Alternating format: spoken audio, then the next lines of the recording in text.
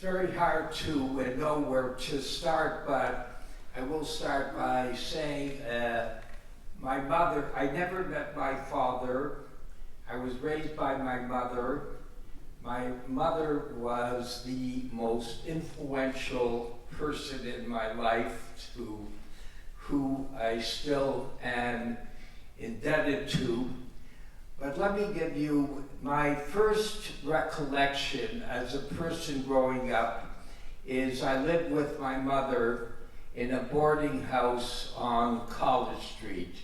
It was 327 College Street. It was on the south side of College Street, just a little bit west of Spadina. And the boarding house played a very, very vivid role in my life. I still remember very vividly the people that lived there. There was the Brzozowski family, which was a Ukrainian family. There was a McElroy, which was a woman with one daughter. The Brzozowskis had 4 children. And there was a single woman named Miss Cunningham. And Miss Cunningham was a person that always made sure that at Christmas I always got a present from what she called Santa Claus. And on my 3rd year, we were there for 3 years at on the south on College Street, is I was playing outside and a truck pulled up and it was the Star Santa Claus Fund.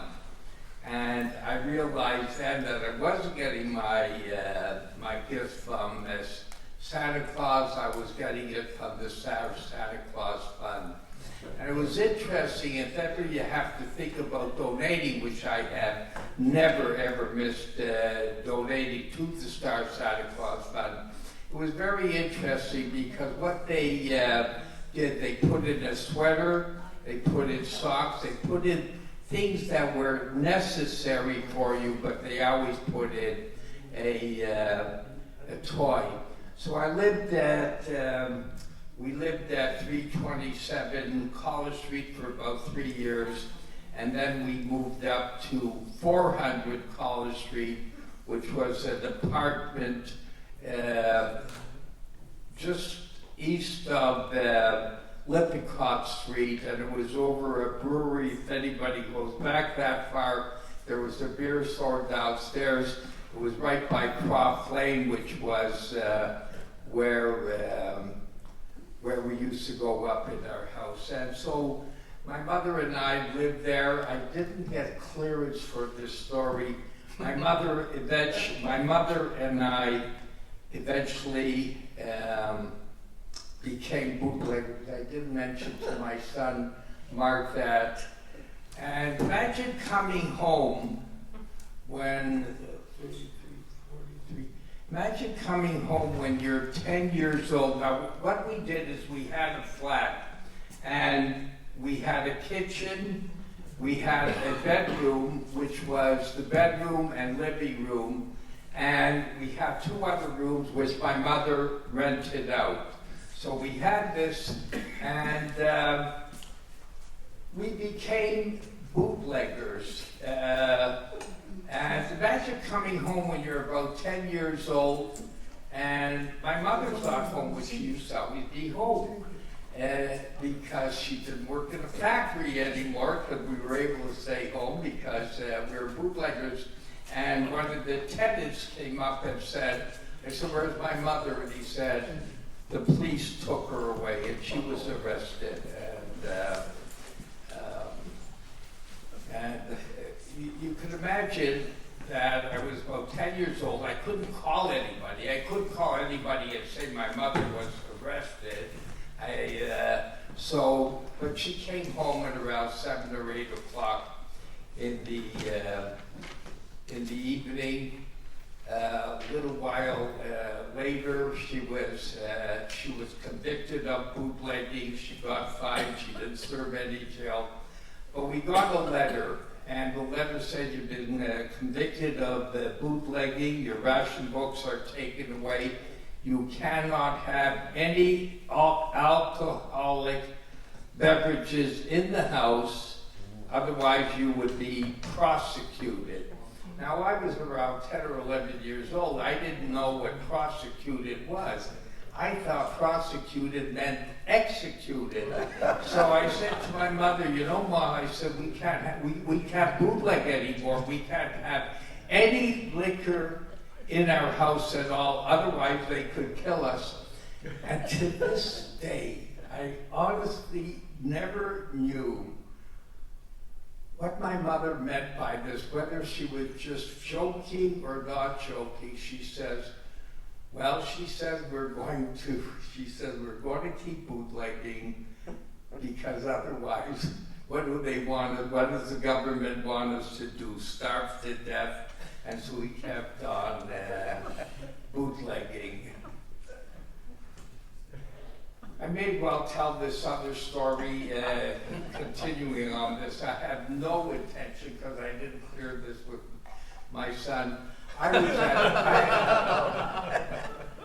was actually, and this is one of the, there are certain memories that everybody here has that are ingrained in your mind that you never forget. You never forget.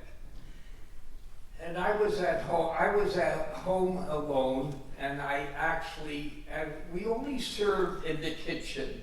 And the customers were people from the factory where my mother used to work. She knew the foreman there, the union person, and so they used to come. But I was serving a couple of customers in the kitchen, and all of a sudden there was a knock on the door. And I say, who is it? And the boy said, is Rosie there? And so I went downstairs. We were on the third floor, the door was on. Went downstairs. It wasn't a customer. You knew instinctively it was two plain clothes cops. So I ran upstairs as quickly as I could. There was a bottle of beer there on the kitchen.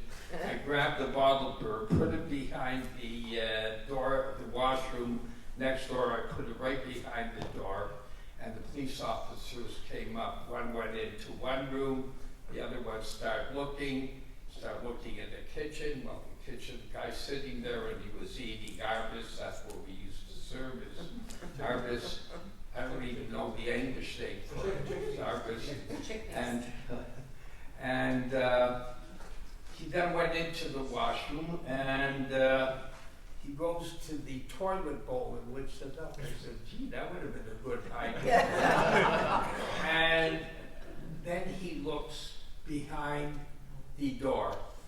And honestly, I'm sitting in a shul, and I could tell you this, that at the same time he looks and he sees the bottle of beer, the other police officer yells out, nothing here.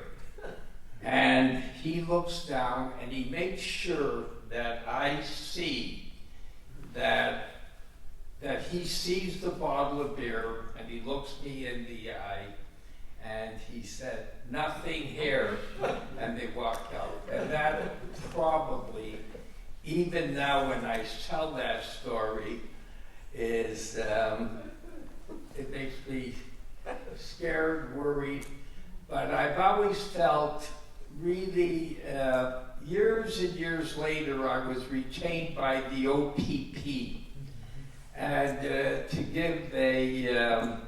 to give a legal opinion on a Ponzi scheme. And they said, we're interviewing 4 law firms.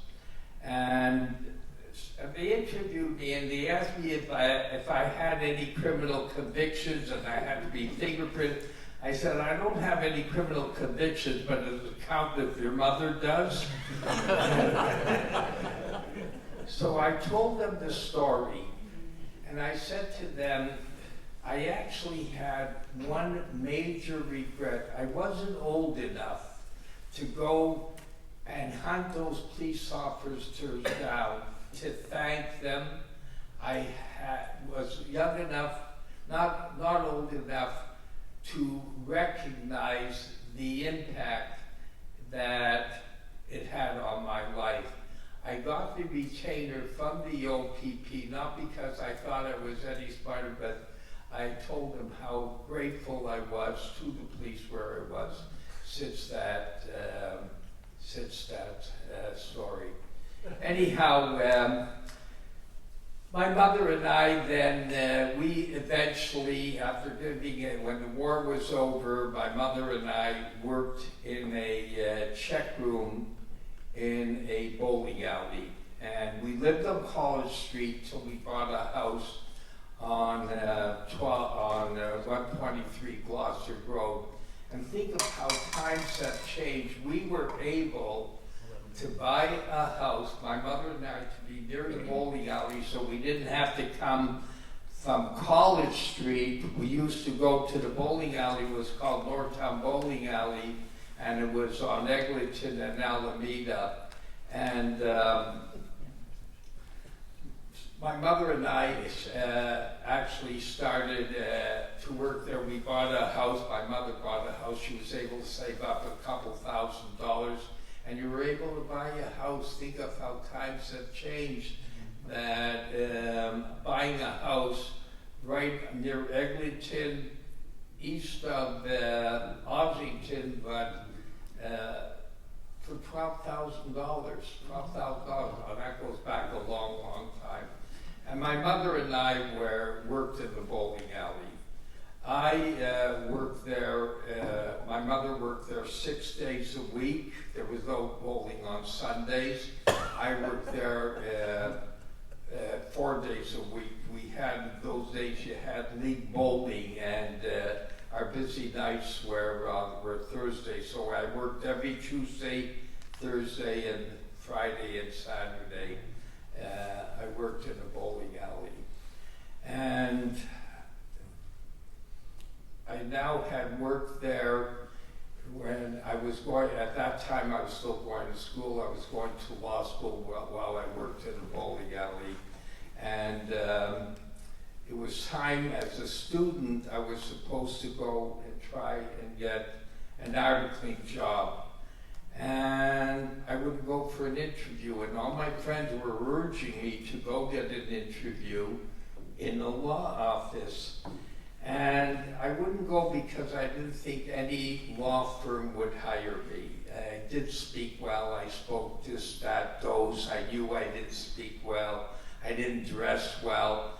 And so I wouldn't go for an interview, and I figured, sooner or later, maybe a sole practitioner might hire me or what, but I would go for an interview. And then one Thursday night, a man came and he checked his coat. My mother and I worked in the bowling alley. What we did is we checked coats and we rented out bowling shoes. So bowling shoes were 15 cents and checking was 10 cents. And so one day a man came and he was a sole practitioner, and he checked his coat and he checked his bowling bag, and he had a name on his bowling bag. It said Nathan Sherwin. I don't know if any here might know him. It said Nathan Sherwin, barrister and solicitor. And I said, "Are you looking for a student, an articling student?" And he said, "Yes, you know of one." And I said, "Me." And he asked me to go down for an interview, and I got the job. And I worked there, and after I got the job, he hired me as a lawyer. But I continued to work at the bowling alley. So while I was a lawyer, I worked at my bowling alley until one day Mr. Sherwin came up to me and he said, "Ruby," he said, "you're working in the office, and I have clients here bowling in the bowling league, and you're working in a check room. You can't work in the check room anymore." Well, that meant I would have to go and tell my mother I couldn't work in the check room. I've been working there for over 10 years at that time, but I came in, I asked my mother to sit down. I said, "Mom," I said, "I'm a lawyer now." My mother looked, "You're a lawyer now?" I said, "Yes, Mom." And I said, "As a lawyer, I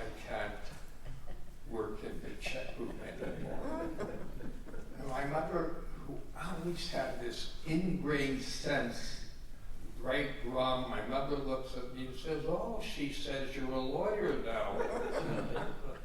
She said, tell me, big shot lawyer, is there a law against you working in the bowling alley? And so I continued to work in the bowling alley for another few months until I was able to afford to have her retire.